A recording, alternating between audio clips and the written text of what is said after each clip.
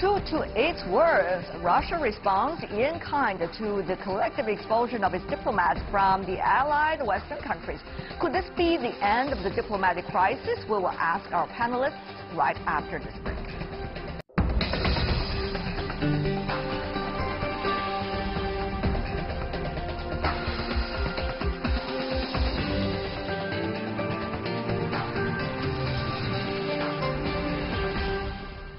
Yes, you're still watching World Insight with me, Tian Wei, coming to you Monday to Friday on CGTN. The Kremlin lost no time in retaliating for a collective expulsion of Russian diplomats from the UK, the US, and allied countries. The diplomatic standoff follows an ex-spy poisoning row between the UK and Russia. US staff have now begun moving out of St. Petersburg consulate in Russia after Moscow ordered the mission's closure and the expulsion of 60 US diplomats. Let's take a look at all of these things. The first of two planes carrying Russian diplomats expelled by the U.S. have arrived in Moscow. In total, 5 dozen Russian diplomats were scheduled to leave the U.S. Today, dozens of our colleagues, Russian diplomats, are leaving the United States of America. They are not United States enemies. The United States authorities have expelled American friends. Russia published a list of 24 questions to the UK concerning the Salisbury poisoning of former spy Sergei Skripal and his daughter. It demanded to know why France was involved and relevant in investigations, as well as why Russia was denied consular access to the Skripals.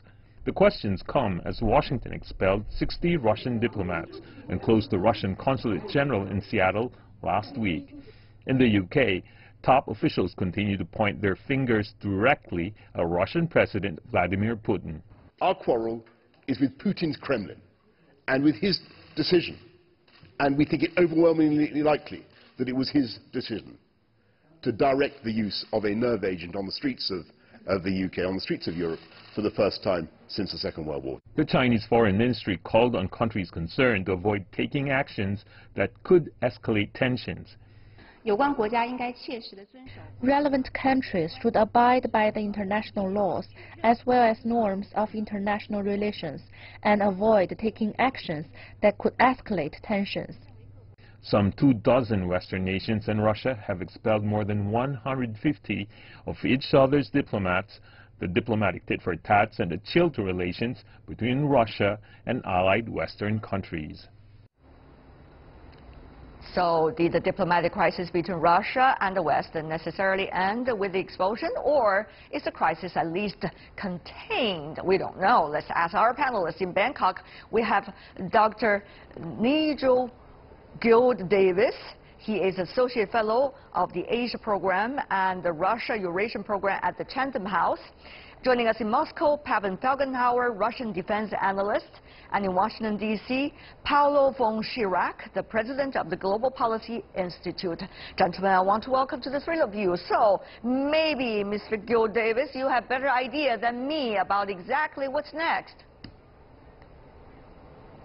Well, to your question about whether this crisis is contained or whether it could escalate further, I think it's worth pointing to some elements which suggest that it's far from over. Let's return to the origins of this crisis, the attack in Salisbury with a nerve gas. Now, the Russian response to the initial British actions taken after that attack represent not a symmetrical response but an acceleration. Russia plans to demand the expulsion of more diplomats than Britain has forced out of Russia. Russia is also closing the St. Petersburg consulate and the British Council.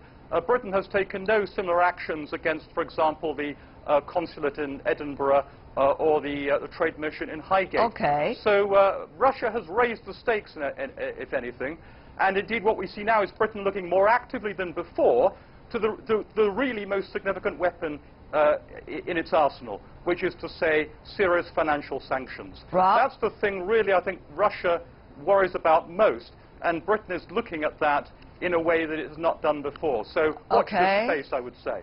Mr. Falkenhauer, in Russia, did Russia really raise the stake? According to your British colleague, that it was the case. Is it really? Moscow is really very angry with the British authorities. Russian diplomats and an official capacity in documents call the Skripal case fabrication by the British, that the British did it all on their own for maybe different political or other reasons, or just to harm Russia. So yes, the Russian rhetoric is very harsh. It's very anti-British, and Russia indeed has expelled more British diplomats, and there can be further kind of measures from both sides. The confrontation between Russia and Britain most likely will escalate. I see. So most likely Russia will try to do that, to kind of separate that and try to separate Britain from its allies while escalating with Britain, not to escalate that much with others. I see. But it seems that some measures have, in a way, having an impact. For example, Mr. von Schirach in Washington, we see the German foreign minister is already talking about rebuilding relationship with Russia after the apparent crisis that is going on right now between Russia and its, you know, the Western countries. So what do you think will be the next step? Well, look, here from Washington, the perspective is perhaps a little bit different. There was a harsh action, a very large number of Russian diplomats expelled from the United States, 60, including the closing down of the Russian consulate general in Seattle. Of course, there was a complete, you know, how can I say, reciprocal response on the part of Russia to expel equal number of Americans and closing a U.S. consulate in St. Petersburg. The perspective of the United States seems to be a little less, how can I say, militant than that of Britain, which of course is the injured party, because the incident allegedly, of course, according to the British authorities, took place on British soil. Here in the United States, we see kind of different messages. One is to try to you know, show solidarity with our British allies and therefore take action which is more than just symbolic. But on the other hand, we also hear that, look, we've got to do something to repair this relationship with Russia. Right. There may be ways in which we can engage in some kind of dialogue to take care of quite all some these dialogue, I have issues. to say, Mr. von Schirach, because the President of the United States has already invited, you know, on the record, yes, Russian President to visit the White House. So that's quite something, even though the date has not been set. Indeed. So here we are. It's a bit confusing, you know, for anybody observing and trying to understand where is Washington in all this. I would say that it is not in a very clear place. There is here, of course, we've got our own domestic dynamics, which are completely separate from the serious incident that occurred in the UK. As I'm sure everybody is aware, we have this investigation ongoing on the part of the special counsel empowered by the Deputy Attorney General to look into potential activities that Russian entities may have been engaged in order to sow confusion at the minimum during the 2016 presidential election. This is a separate issue, but as you can imagine, it kind of converges in a variety of problems that affect the bilateral relationship. Right. But here's the thing, Mr. Falkenhauer. I mean, even the incident itself, the so-called apparent poisoning by the Russian side, which has been accused by the West, while the Russian side has never admitted that. And today, the foreign minister of Russia has already said, Mr. Falkenhauer, you know this better than I do, that Britain could do this on their own. They actually could do this poisoning. They have the motive to do that as well. So here's the thing.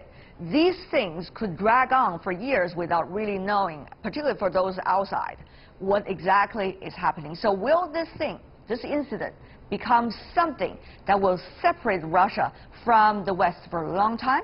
Or this is going to be only a hiccup. As we mentioned earlier, Russian president has been invited to the White House. We don't know when. And the German foreign minister already talked about, let's rebuild the relationship. Mr. Falkenhauer. Well, of course, an incident is a very grave incident, but it's just on top of many other things that happened between Russia and the West in the last 5 years, maybe even 10 years. The relations are very, very strained. There's a kind of Cold War happening. And again, there are different parties in Washington, that's clear. There are those who believe that you have to kind of stand up to the Russians and that that America and the West is going to have a confrontation with Russia for generations to come. I heard American general last week talking about that. And then there's those in Moscow that also believe that there's a kind of total confrontation between Russia and America in all fields. And there are those who don't believe that there's, everyone agrees that there should be dialogue. Because no one wants this confrontation to go from Cold War to hot war, I mean, and go nuclear, God forbid. Oh, God and forbid. there are those in Moscow and in Washington that want to find some kind of quid pro quo to kind of scale down the tension. All right. So this is not only state against state, it's inside Washington and inside Moscow there are serious discussions. Serious discussions, serious divisions also within the capitals of different countries as well. Mr. Gil Davis, here's the thing. Will the UK eventually be left alone? That is the danger, isn't it? I mean, UK started it with the thought probably the West will be united as a result of this cause against Russia on this incident, but now things are getting ever more unpredictable. Mr. Gil Davis. Well, I think anyone looking at the international diplomacy of the past 2 or 3 weeks would conclude that Britain has done extremely well in marshalling an unprecedentedly strong response from a very large number of countries, not only Europe and the United States, but even as far as Australia. This is a coordinated action and show of solidarity of an unprecedented kind. No one, by contrast, really believes the Russian view of these things. Now, will it be sustained, or will it, as you suggest, possibly be a hiccup? I suggest that this is serious and likely to stay. Let's look back to the last very serious moment in Russian-Western relations, the annexation of Crimea in 2014, and Russian involvement in eastern Ukraine that followed. Sanctions were imposed on both sides. They are still there. They have not gone away 4 years beyond.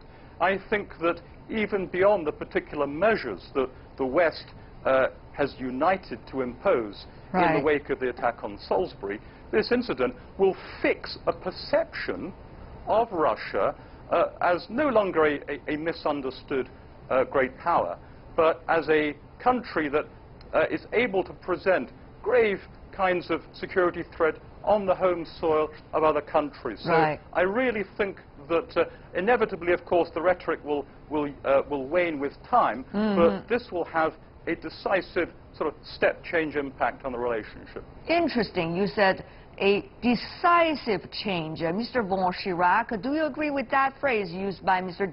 Gil Davis?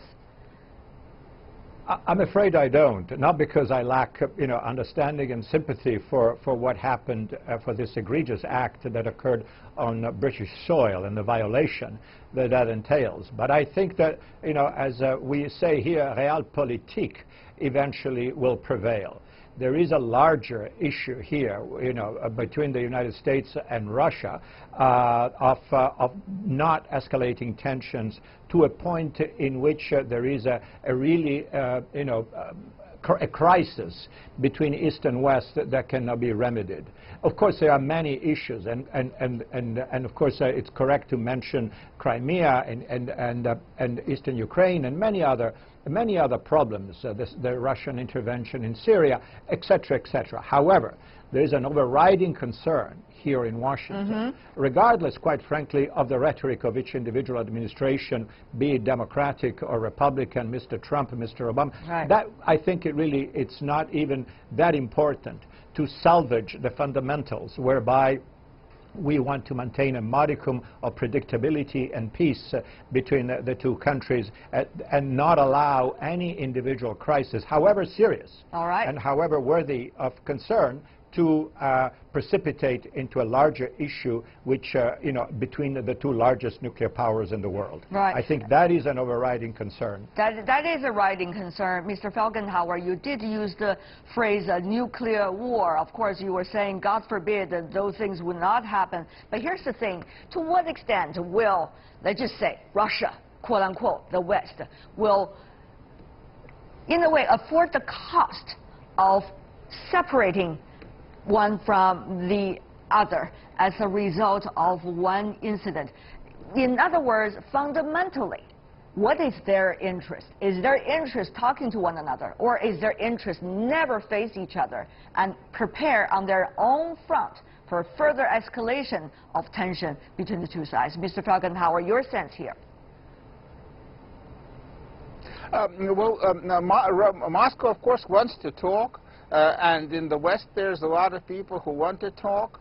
And Russia would actually want to talk on substance and maybe establishing a somewhat revised or maybe even new world order that will be more to the Russian liking or to the liking of Beijing at the same time.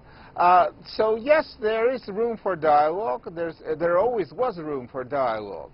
And crisis management is very, very important. And many in Moscow, in the kind of diplomatic, military, professional sphere, say that right now, unlike the previous Cold War time, there's not the crisis management mechanisms are not really tuned in. And there is danger that different crises, like the one with Skripal's, or if there's some kind of, I don't know, collision of two planes over the Baltics or something like that, crisis may begin to evolve, and there's not enough ways to manage that crisis. And these ways should be established right now. Okay.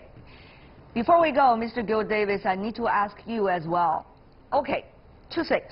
One, the world is changing fast. We all know that. A lot of nuances, a lot of possibilities, a lot of grouping possibilities as well. A lot of separations could happen at the same time. On the other hand, we also see that there is a lack of mechanism for security, for common security, as Mr. Felgenhauer just said, into a new stage of international relations development. So what would this bigger picture mean for the future possibility, UK, Russia, next 2 months, maybe next half year? Mr. Gil Davis, very briefly from you, sir. Yes, well, it's only possible really to speak of a meaningful dialogue on matters of common security, which is something we should all in principle welcome, if all parties are willing to take part in that. And I return to the incident in Salisbury. That is an example of creating extremely serious insecurity to another major country. I do agree with Mr. Felgenhauer on the worrying aspect of the present situation in international relations. There is a relative lack of clear rules of crisis management, rules of the game that can regulate the rivalry that exists. There is a fluidity and uncertainty and a recklessness in some cases in talking about nuclear weapons, I'm afraid, in Russia, even at official levels, which is not something we ever saw during the Cold War. So such things are urgently needed, but everyone has to want rules of the game in order for them to work. All right, Nigel Gil Davis, Pavel Felgenhauer, and Paulo von Schirach, thank you so much, gentlemen, for joining us for this round of discussion. Really appreciate it. That is all the time we have for today. If you'd like to see more, try to find us World Insight CGTN into your search engine, or check out our YouTube channel. Follow us on Twitter, Facebook, Sina Weibo. From me, Tian Wei, and everyone on the World Insight team, thanks for watching. And tune in again next time for insights across China and around the world. Good night.